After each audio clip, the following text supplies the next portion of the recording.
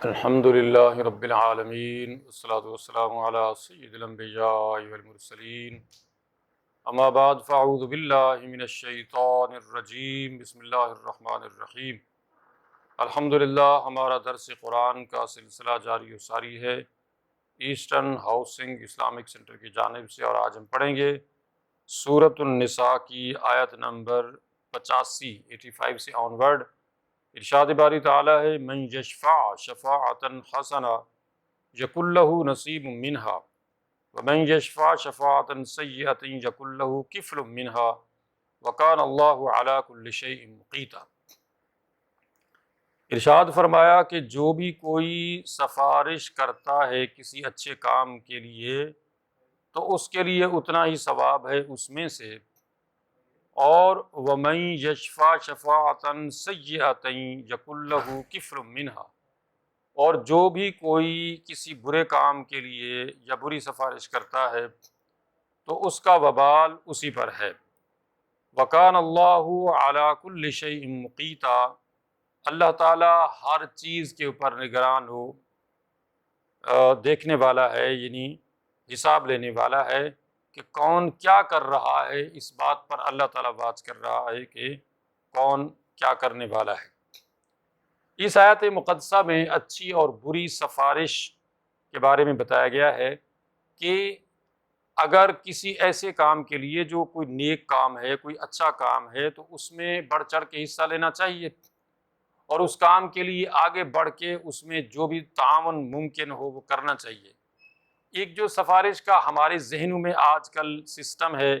کہ جناب کہیں کسی جگہ کوئی کام کروانا ہے، کوئی نوکری لگوانی ہے یا اور کوئی کسی قسم کا کام ہے، تو اس میں سفارش عموماً کس لیے کی جاتی ہے؟ اس لیے کی جاتی ہے نا کہ میرٹ پہ کام نہیں ہو رہا ہوتا، تو یعنی میرٹ پہ کام اگر ہو رہا ہے اور اس میں کوئی بندہ پیسے دے کے یا سفارش کروا کے اس کو آگے لے آتا ہے، یعنی اس پہ میرٹ پہ اس کا کام نہیں ہو سکتا تھا لیکن وہ جو ہے سفارش کروا رہا ہے، تو ایسی سفارش کہ جس میں کسی اور کا حق مارا جا رہا ہو، یہ بالکل بھی جائز نہیں ہے۔ تو میرٹ کا خیال رکھا جانا چاہیے، اور جس کا جو حق بنتا ہے اس کو اس کا حق دیا جانا چاہیے۔ اس حق کی ادائیگی کے راہ میں جو بھی کوئی سفارش کرے گا یا پیسہ دے گا، رشوت دے گا یا کوئی رکاوٹ بنے گا، تو وہ یقیناً اس کے لیے وہ جو ہے وہ گناہ کا باعث ہوگی، پکڑ کا باعث ہوگی، اللہ کی گرفت کا باعث ہوگی۔ اور اسی طرح سے اگر کوئی اچھے کام کے لیے سفارش کرتا ہے، اچھے کام میں تعاون کرتا ہے تاکہ حقدار کو اس کا حق مل جائے، تو یہ اچھی بات ہے، کیونکہ اللہ تعالیٰ اوپر سے دیکھ رہا ہے کہ کون کیا کر رہا ہے۔ عموماً تو آج ہمارا معاشرہ رشوت اور سفارش کی وجہ سے کرپشن کے اونچے درجے پر پہنچا ہوا ہے، اور کسی کو بھی اس کا حق نہیں دیا جا رہا ہے، اور اس طرح سے رشوت اور سفارش کی وجہ سے اس قدر یعنی حقوق تلف کیے جا رہے ہیں کہ اللہ کی پناہ۔ لہٰذا اہم بات یہ ہے کہ کسی ایسے معاملے میں کہ جو کسی کا حق بنتا ہے اور اس کا حق مار دیا جائے، تو یقیناً یہ ایسا عمل ہے جو بندے کے لیے اللہ کی بارگاہ میں یعنی پیشی کا سبب ہوگی، گرفت کا سبب ہوگی۔ اور ظاہر ہے کہ اگر بندے کا حق مارنے میں بندہ کسی بھی طرح سے تعاون کرتا ہے اور کوئی بھی ایسی حرکت کرتا ہے، تو بندے کا حق تو اس وقت تک معافی نہیں ہوگی جب تک کہ وہ بندہ معاف نہیں کرے گا۔ اس بات کو ہم اس طرح سے بھی سمجھ سکتے ہیں کہ نبی کریم صلی اللہ علیہ وسلم نے ارشاد فرمایا کہ جانتے ہو کہ میری امت کا مسکین شخص کون ہے؟ اور پھر آپ نے اچھی طرح سے اس بات کو واضح فرمایا کہ جان لو کہ میری امت کا مسکین شخص قیامت کے دن وہ ہوگا کہ جس نے دنیا کے اندر تو بہت ساری نیکی کی ہوں گی، نماز، روزہ، حج، زکوٰۃ، بڑی عبادات کی ہوں گی، لیکن جب قیامت کے دن وہ حاضر ہوگا تو اس کے ارد گرد بہت سارے لوگ اکٹھے ہو جائیں گے، اور ان سب کا یہ مطالبہ ہوگا کہ اس بندے نے ہمارے حقوق پامال کیے تھے، یعنی بندوں کے حقوق اس بندے نے پامال کیے تھے۔ بظاہر تو اس نے حج کیا، عمرہ کیا، اس نے بہت ساری عبادات کیں، لیکن بندوں کے ساتھ اس نے ظلم زیادتیاں کی ہیں۔ تو یہ جو ہمارے ہاں یہ تصور ہے کہ جناب لوگوں کے ساتھ تو ظلم زیادتیاں کرتے ہیں، لیکن عمرہ بھی کراتے ہیں، حج بھی کراتے ہیں، نمازیں بھی پڑھتے ہیں، ذکر اذکار بھی کرتے ہیں، درود شریف بھی پڑھتے ہیں، یہ ساری عبادات کرتے ہیں، لیکن بندوں کا خون چوستے ہیں، اور جہاں بھی ممکن ہوتا ہے وہ بندوں کے آگے پڑی ہوئی ان کی جو روٹی ہوتی ہے وہ بھی اٹھا لیتے ہیں۔ تو یہ جو صورتحال ہے یہ اتنی قیامت کے دن اس بندے کے لیے ہلاکت آمیز ہوگی کہ اللہ کے رسول صلی اللہ علیہ وسلم نے ارشاد فرمایا کہ بہت سارے لوگ اس بندے کے ارد گرد اکٹھے ہو جائیں گے، اور ان سب کا یہی مطالبہ ہوگا کہ اس بندے نے ہمارے حقوق ادا نہیں کیے تھے۔ اب کیا ہوگا؟ اب تو یہ ہوگا کہ اب اس کی جو بھی نمازیں، روزے، حج، زکوٰۃ، نیکیاں جو بھی تھیں، عبادات تھیں، یہ ساری ان لوگوں کو دے دی جائیں گی کہ جن کے حقوق اس نے پامال کیے تھے، اور اب بھی لوگ کھڑے ہوں گے اور اس کی نمازیں، روزے، حج، زکوٰۃ، نیکیاں، عبادات ختم ہو جائیں گی۔ اور پھر کیا ہوگا کہ پھر اب ان لوگوں کی برائیاں اس کے اوپر ڈال دی جائیں گی کہ اس بندے نے ان کے حقوق پامال کیے تھے، کسی کی زمین دبائی تھی، کسی کو جانی، مالی، زبانی کئی طریقوں سے نقصان پہنچایا تھا۔ تو اس طرح سے اب ان لوگوں کے حقوق کی معافی تو اس طرح سے ہوگی، یعنی جو حقوق العباد ہیں ان کے لیے توبہ کرنے کے ساتھ ساتھ یہ بات بھی اہم ہے کہ کسی کا اگر حق مارا ہے تو وہ اس کا حق واپس کیا جائے اور اس سے معافی بھی مانگی جائے۔ تو لہٰذا ایسی سفارش کرنا کہ جس میں کسی کا حق مارا جائے، یہ حقوق العباد ہیں اور اس کی پھر معافی نہیں ہے۔ وَإِذَا حُيِّيتُم بِتَحِيَّةٍ فَحَيُّوا بِأَحْسَنَ مِنْهَا أَوْ رُدُّوهَا إِنَّ اللَّهَ كَانَ عَلَى كُلِّ شَيْءٍ حَسِيبًا۔ دنیا میں ایک دوسرے سے ملاپ کے لیے بہت سارے الفاظ ہیں،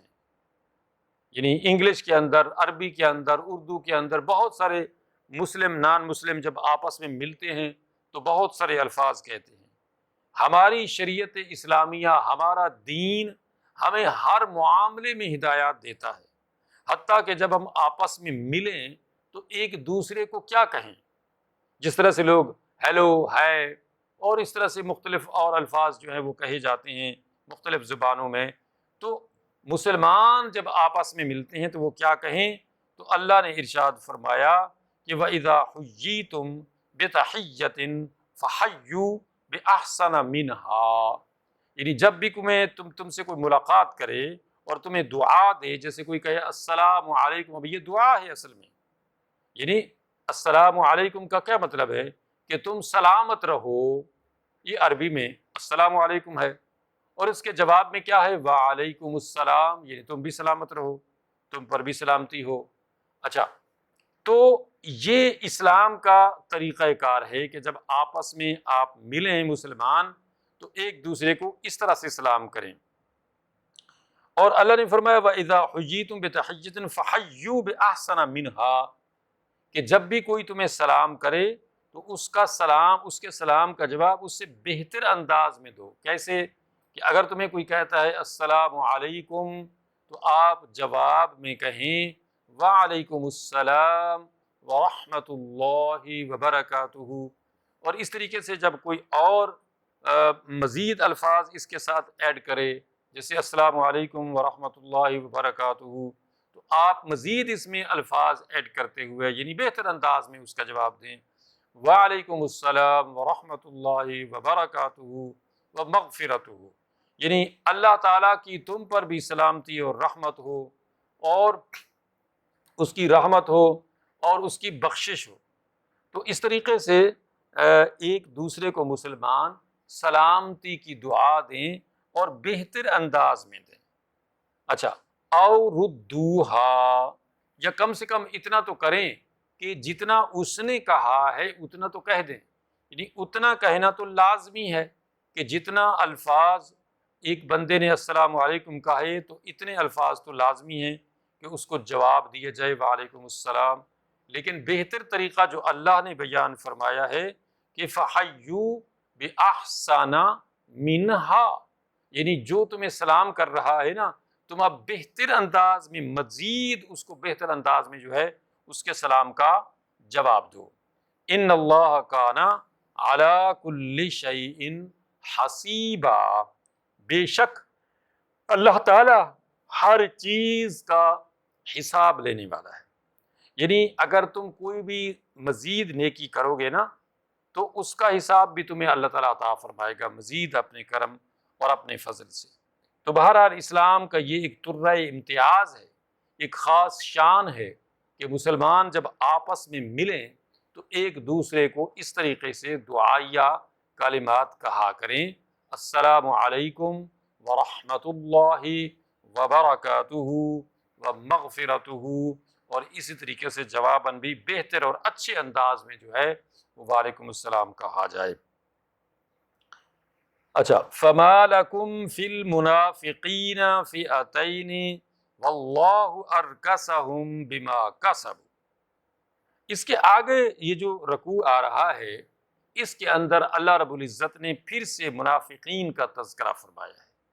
ظاہر ہے کہ منافقین معاشرے کے اندر موجود رہتے ہیں جن کے دل میں اسلام کے بارے میں شک و شبہ ہوتا ہے، لیکن پھر بھی وہ مسلمان دکھنا چاہتے ہیں، اپنے دنیاوی اغراض و مقاصد کے لیے اپنے آپ کو مسلمان دکھانا چاہتے ہیں، مسلمان ظاہر کرنا چاہتے ہیں، لیکن ان کے دل میں ایمان نہیں ہوتا ہے۔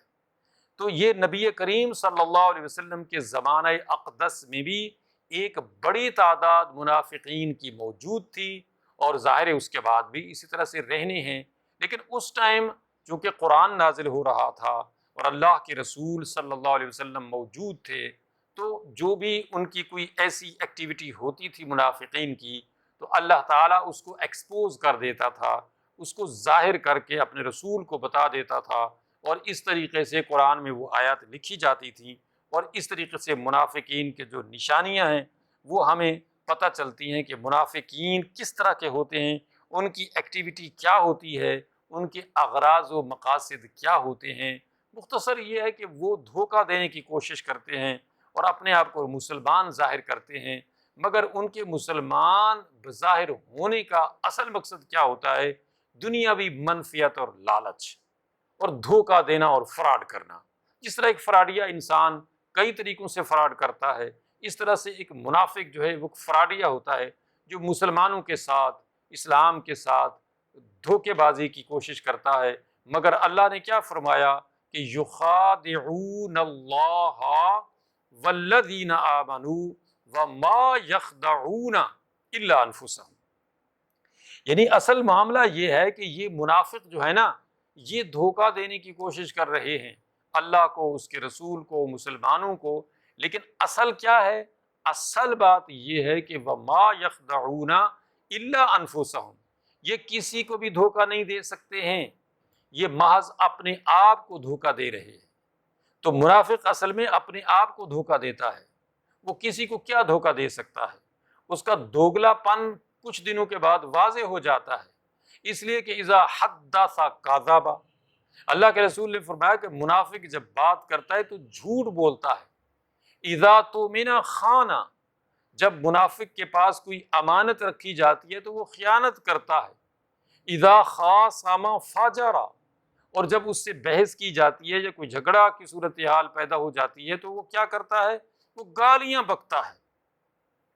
تو اس طرح سے منافق کی نشانیاں بتائی گئی ہیں، چنانچہ عموماً منافق اپنی انہی نشانیوں کی وجہ سے ظاہر ہو جاتا ہے، ایکسپوز ہو جاتا ہے، اور کوئی بھی پھر اس پر اعتماد نہیں کرتا کہ یہ بندہ تو دوگلا ہے، یہ تو بندہ منافق ہے۔ لہٰذا اسلام کے اندر منافق کے لیے اللہ نے قرآن میں کیا فرمایا؟ ان المنافقین فی الدرک الاسفل من النار، یعنی منافق جو ہیں، منافق لوگ وہ جہنم کے سب سے نچلے درجے میں ہوں گے۔ وجہ کہ انہوں نے اسلام کا کو جوک کا ذریعہ بنایا، مذاق کا ذریعہ بنایا، مسلمانوں کے ساتھ دھوکہ اور فراڈ کرنے کی کوشش کی۔ لہٰذا اب ایسے فراڈیوں کے لیے جو سزا ہے وہ بھی سب سے سخت رکھی گئی ہے، اور جہنم کا سب سے نچلا جو درجہ ہے وہ منافقوں کے لیے رکھا گیا ہے۔ تو اس لیے فرمایا فَمَا لَكُمْ فِي الْمُنَافِقِينَ فِئَتَيْنِ وَاللَّهُ أَرْكَسَهُمْ بِمَا كَسَبُوا أَتُرِيدُونَ أَن تَهْدُوا مَنْ أَضَلَّ اللَّهُ وَمَن يُضْلِلِ اللَّهُ فَلَن تَجِدَ لَهُ سَبِيلًا۔ یعنی تمہیں کیا ہو گیا ہے کہ تم منافقوں کے بارے میں دو گروہ بن گئے ہو، حالانکہ اللہ تعالیٰ نے تو ان کو ان کے کرتوتوں کے سبب واپس پلٹا دیا ہے۔ مطلب بظاہر تو انہوں نے اسلام قبول کیا تھا، لیکن چونکہ انہوں نے مذاق کیا اسلام کے ساتھ، جو کی منافقت کی، دوگلا پن کیا، تو پھر اللہ تعالیٰ نے بھی ان کو الٹے پاؤں پلٹا دیا۔ ان کے اپنے اس منافقانہ طرز عمل کی وجہ سے اللہ نے ان کو داخل ہی نہیں ہونے دیا اسلام کے اندر، کہ جب ان کی نیت ہی یہ تھی کہ اسلام کو، مسلمانوں کو نقصان پہنچائیں، دھوکہ دیں، فراڈ کریں، تو پھر اللہ تعالیٰ نے بھی ان کو اسی طرح سے بھٹکتا ہوا چھوڑ دیا کہ مریں اور جہنم میں جا گریں۔ اللہ کو ان کی کوئی پرواہ نہیں ہے۔ کیوں؟ اس لیے کہ اللہ الصمد، اللہ تو بے نیاز ہے، یعنی اللہ تعالیٰ کو کسی کی کوئی ضرورت ہی نہیں ہے کہ وہ اچھا کرے برا کرے جہنم میں جائے۔ اللہ بے پرواہ ہے ایسی تمام تر چیزوں سے۔ تو اس لیے فرمایا کہ اتریدون ان تہدوا من اضل اللہ، کیا تم یہ چاہتے ہو کہ جس کو اللہ نے گمراہ کر دیا ہے تم اسے ہدایت دے دو؟ وَمَن يُضْلِلِ اللَّهُ فَلَن تَجِدَ لَهُ سَبِيلًا۔ اصل بات یہ ہے کہ جس کو اللہ گمراہ کر دیتا ہے تو اس کو کوئی یعنی پھر راستے پہ نہیں لا سکتا ہے، تم اس کو راست پر نہیں لا سکتے ہو۔ اچھا، اللہ تعالیٰ کیوں گمراہ کرتا ہے؟ اللہ تعالیٰ تو سب کو ہدایت دیتا ہے، لیکن اب کوئی بندہ ہٹ درمی اور سرکشی کا جب مظاہرہ کرتا ہے اور ایک حق اور سچ کی بات کو جو روز روشن کی طرح واضح ہوتی ہے وہ نہیں مانتا ہے، تو اللہ تعالیٰ بھی اس کو بھٹکتا ہوا چھوڑ دیتا ہے۔ اور یہ موضوع قرآن مجید میں کئی جگہ اللہ نے بیان فرمایا ہے۔ جیسے اللہ نے مسلمانوں کو فرمایا کہ وَلَا تَكُونُوا كَالَّذِينَ نَسُوا اللَّهَ فَأَنسَاهُمْ أَنفُسَهُمْ، مسلمانوں تم ان لوگوں کی طرح مت ہونا کہ جنہوں نے اللہ کو بھلا دیا تو اللہ نے ان کو ان کے اپنے آپ سے غافل کر دیا۔ یعنی یہ بھی اللہ کی طرف سے ایک بہت بڑی سزا ہے بندے کے لیے کہ جب بندہ اللہ کو بھول جاتا ہے نا تو اللہ تعالیٰ بھی اس کو اس کے انجام سے غافل کر دیتا ہے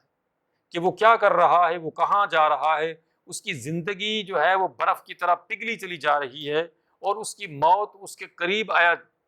جا رہی ہے، اور اچانک اس کو موت آ رہی ہے اور وہ بے پرواہ ہے اس بات سے کہ وہ اللہ کو ناراض کر کے اس دنیا سے جا رہا ہے، تو یقیناً وہ بہت بڑے خسارے میں جا رہا ہے۔ تو اس لیے فرمایا اتریدون ان تہدوا من اضل اللہ، کیا تم یہ چاہتے ہو کہ تم ان لوگوں کو ہدایت دو جن کو اللہ نے گمراہ کر دیا ہے؟ تو یاد رکھو کہ وَمَن يُضْلِلِ اللَّهُ فَلَن تَجِدَ لَهُ سَبِيلًا، یعنی جس کو اللہ تعالیٰ گمراہ کر دیتا ہے پھر اس کو کوئی ہدایت دینے والا نہیں ہے۔ تو یہ ہے وہ حقیقت کہ جس کو جاننے کی ضرورت ہے کہ اللہ تعالیٰ بے پرواہ ہو جاتا ہے ایسے لوگوں سے جو اللہ کی دی ہوئی ہدایت کو نہیں مانتے ہیں اور اس کے مقابلے میں سرکشی اور ہٹ درمی کا مظاہرہ کرتے ہیں، تو اللہ تعالیٰ بھی ان سے بے پرواہ ہو جاتا ہے اور ان کو ان کے انجام سے بھی غافل کر دیتا ہے۔ تو ان کو ان کے انجام سے غافل کر دیتا ہے، اس لیے فرمایا والذین جاہدوا فینا لنہدینہم سبلنا، یعنی وہ لوگ کہ جنہوں نے ہماری راہوں پر چلنے کی تگ و دو کی، مطلب اللہ کو پانے کی کوشش کی، جنت کو پانے کی کوشش کی اور رسول کریم صلی اللہ علیہ وسلم کی دل و جان سے اطاعت کی، تو اب ظاہر ہے کہ ایسے لوگوں کو تو اللہ نہیں چھوڑتا، ان سے تو بے پرواہی اختیار نہیں فرماتا۔ ان کے بارے میں تو پھر یہ فرماتا ہے کہ لَنَهْدِيَنَّهُمْ سُبُلَنَا،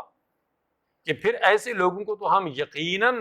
اپنی ہدایات کی راہیں جو ہیں ہدایت کی ان پہ چلا دیتے ہیں، ان کے لیے ہدایت کے راستے پر چلنا آسان کر دیتے ہیں، ان کے لیے ایسے اسباب پیدا کر دیے جاتے ہیں کہ وہ ان راہوں پر، ہدایت کی راہوں پر، جنت کی راہوں پر چل پائیں۔ کیوں کہ وَإِنَّ اللَّهَ لَمَعَ الْمُحْسِنِينَ، یقیناً اللہ تعالیٰ تو ایسے نیکوکاروں کے ساتھ ہے کہ جو اپنے رب کو راضی کرنے کے لیے دن رات تگ و دو میں رہتے ہیں اور اپنے رب کو راضی کرتے ہیں، تو اللہ تعالیٰ ان پر بئیں طور انعام و اکرام فرماتا ہے۔ اور پھر فرمایا کہ وَدُّوا لَوْ تَكْفُرُونَ كَمَا كَفَرُوا فَتَكُونُونَ سَوَاءً فَلَا تَتَّخِذُوا مِنْهُمْ أَوْلِيَاءَ حَتَّى يُهَاجِرُوا فِي سَبِيلِ اللَّهِ فَإِن تَوَلَّوْا فَخُذُوهُمْ وَاقْتُلُوهُمْ حَيْثُ وَجَدتُّمُوهُمْ وَلَا تَتَّخِذُوا مِنْهُمْ وَلِيًّا وَلَا نَصِيرًا، کہ وہ تو یہ چاہتے ہیں کہ تم بھی کافر ہو جیسے وہ کافر ہو گئے ہیں، پھر تم سارے کے سارے برابر ہو جاؤ، جیسے وہ کافر منافق بنے، برے بنے، تم بھی ایسے ہی برے ہو جاؤ۔ تو اصل میں ان کا تو مدعا یہ ہے، تو لہٰذا فلا تتخذوا منہم اولیاء، تو ان کو پھر دوست مت بناؤ کہ جو اس طرح سے تمہاری بربادی چاہتے ہیں، تمہاری گمراہی چاہتے ہیں، حتی یہاجروا فی سبیل اللہ، یہاں تک کہ وہ تمہارے ساتھ ہجرت کریں، یعنی اگر وہ مخلص ہیں تو پھر ہجرت کر کے جو ہے وہ آ جائیں مسلمانوں کے پاس اور ان کے ساتھ رہیں، کہ جب اگر وہ ہجرت بھی نہیں کر رہے ہیں اور اپنی اسی سرکشی اور درمی اور منافقت پر اڑے ہوئے ہیں، تو پھر جائیں جہنم میں، اللہ کو بھی ان کی کوئی پرواہ نہیں ہے۔ اچھا، تو اللہ نے فرمایا کہ ان کو دوست مت بناؤ یہاں تک کہ وہ ہجرت کریں، اگر وہ ہجرت نہیں کرتے ہیں تو پھر ان کو چھوڑ دو ان کے حال پہ۔ اچھا، فَإِن تَوَلَّوْا فَخُذُوهُمْ وَاقْتُلُوهُمْ حَيْثُ وَجَدتُّمُوهُمْ، پھر اگر وہ راہ ہدایت اختیار کرنے کے بجائے اسی منافقانہ روش پہ رہیں تو پھر کیا کرو، تو ان کو پھر چھوڑ دو ان کے حال پہ، اور اگر وہ اس طرح کی ریشہ دوانیاں کریں، مسلمانوں کے درپے ہوں کہ کوئی ایسا موقع آئے تو مسلمانوں کو گرفت میں لیں، ان کو نقصان پہنچائیں، تو پھر کیا کرو، فَخُذُوهُمْ، ان کو پکڑو، وَاقْتُلُوهُمْ، ان کو قتل کرو، حَيْثُ وَجَدتُّمُوهُمْ، ان کو جہاں کہیں پاؤ۔ اب ظاہر ہے کہ منافق جو ہے وہ تو ایک ابن الوقت ہے، اس کو جب موقع ملے گا تو وہ نقصان پہنچانے کی کوشش کرے گا، وہ تو موقع کی تلاش میں ہوتا ہے کہ اس کو موقع ملنا چاہیے۔ اب ظاہر ہے کہ اگر مسلمان اس کو اس طرح سے موقع دے گا اور دیکھتے ہوئے بھی کہ یہ کسی بھی ٹائم مجھے نقصان پہنچا سکتا ہے یا مسلمانوں کے لیے خطرے کا باعث بن سکتا ہے، تو پھر اس کو کھلا چھوڑنا یہ عقل مندی نہیں ہے۔ لہٰذا ایسے منافقوں کو پکڑنا اور ان کو قتل کرنا کہ جو کسی بھی ٹائم پہ مسلمانوں کے لیے خطرے کا باعث بن سکتے ہیں، یہ بہت ضروری ہے۔ وَلَا تَتَّخِذُوا مِنْهُمْ وَلِيًّا وَلَا نَصِيرًا، اور ان کے ساتھ ذرا بھی کوئی دوستی کا معاملہ نہیں کرنا ہے، ان کے ساتھ کوئی دوستی موالات وغیرہ نہیں کرنا ہے، ان کا نہ کوئی دوست بنے نہ کوئی مددگار بنے، اس لیے کہ یہ لوگ مسلمانوں کے اس انتظار میں ہیں کہ کس طرح سے یہ مسلمانوں کو کہیں بھی نقصان پہنچا سکتے ہیں، اور مسلمانوں کے دشمن سے مل کر کس طریقے سے مسلمانوں کو نقصان پہنچانے کا باعث بن سکتے ہیں۔ اور پھر فرمایا کہ إِلَّا الَّذِينَ يَصِلُونَ إِلَىٰ قَوْمٍ بَيْنَكُمْ وَبَيْنَهُمْ مِيثَاقٌ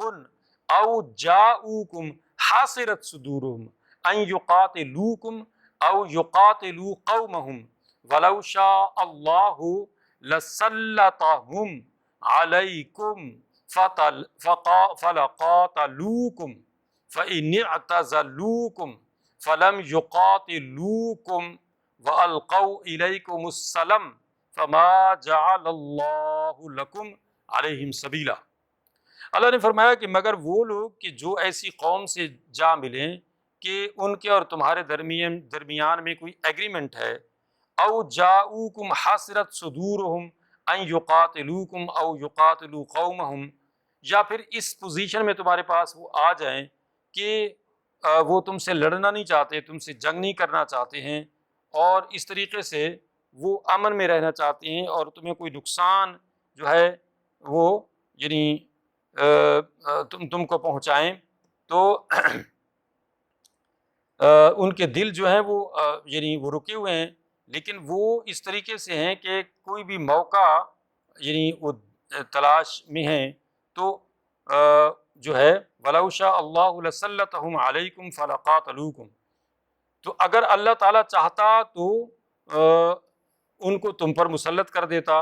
فَلَقَاتَلُوكُمْ، پھر وہ تم سے لڑتے، فَإِنِ اعْتَزَلُوكُمْ فَلَمْ يُقَاتِلُوكُمْ وَأَلْقَوْا إِلَيْكُمُ السَّلَمَ فَمَا جَعَلَ اللَّهُ لَكُمْ عَلَيْهِمْ سَبِيلًا۔ تو اب یہ ہے کہ ان کی پوزیشن اگر ایسی کوئی ہے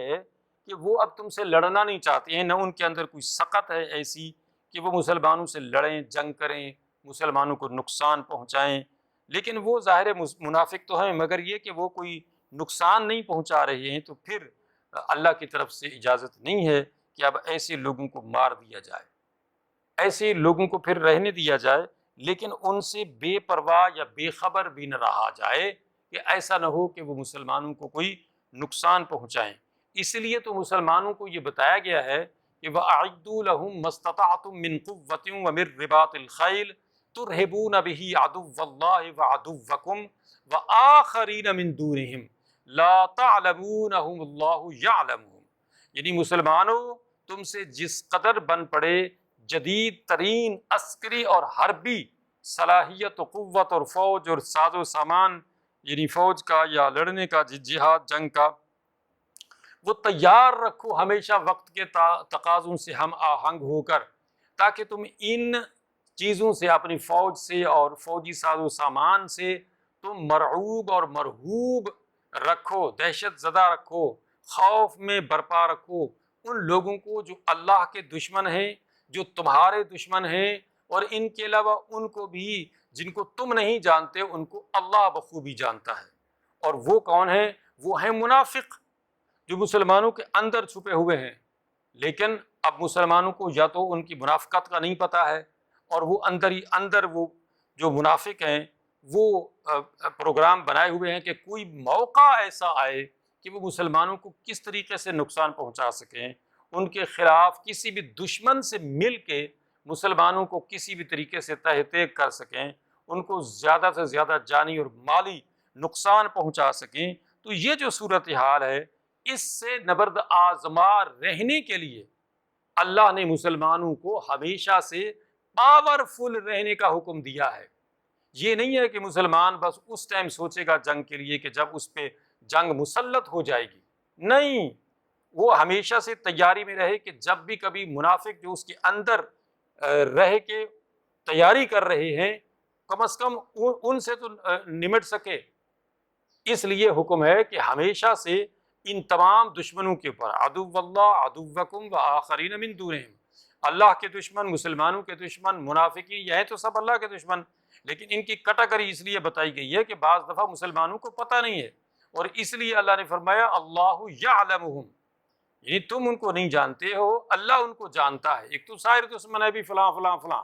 لیکن ایک جو اندر تمہارے ہے، تمہارے ساتھ مل کے نماز بھی پڑھ رہے ہیں، مگر ہیں تمہارے دشمن کیونکہ منافق ہیں۔ اب ظاہر ہے کہ اگر تم ان سے وجیلنٹ نہیں ہوگے تو کوئی بھی موقع جب وہ دیکھیں گے تو تمہارا نقصان کریں گے، اور ماضی میں ایسا بے شمار دفعہ ہو چکا ہے۔ اور یہ جو مسلمانوں کی بڑی بڑی حکومتیں بر صغیر میں اور اسپین میں اور مختلف اور جگہوں پہ بھی ختم ہوئی، تو اس میں منافقین کا کردار ہی ہمیشہ سے